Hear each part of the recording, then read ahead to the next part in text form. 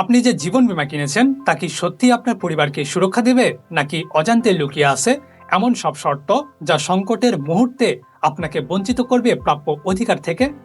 Record পর্যালোচনায় দেখা গেছে, কম প্রিমিয়ামের লোভে নেওয়া অনেক পলিসিতেই গুরুত্বপূর্ণ রোগ, দুর্ঘটনা বা নির্দিষ্ট পরিস্থিতিকে দাবির বাইরে রাখা হয়েছে।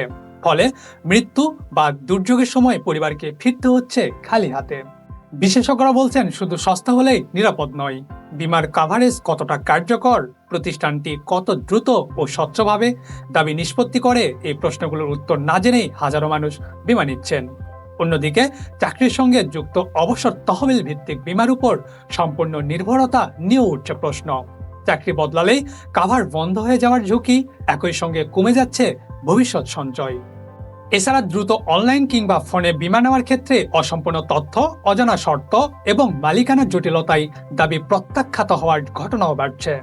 তাই বিশেষজ্ঞরা সতর্ক করে বলছেন, বীমা কেনার আগে প্রশ্ন করুন, যাচাই করুন, পরামর্শ নিন এবং জীবনের প্রতিটি বড় পরিবর্তনের সঙ্গে পলিসি হালনাগাদ করুন। কারণ জীবন বীমা ভুল হলে বিপদ শুধু ব্যক্তির নয়, ভেঙে পড়ে পুরো পরিবারের ভবিষ্যৎ। Rajkiran Das, insurance news BD.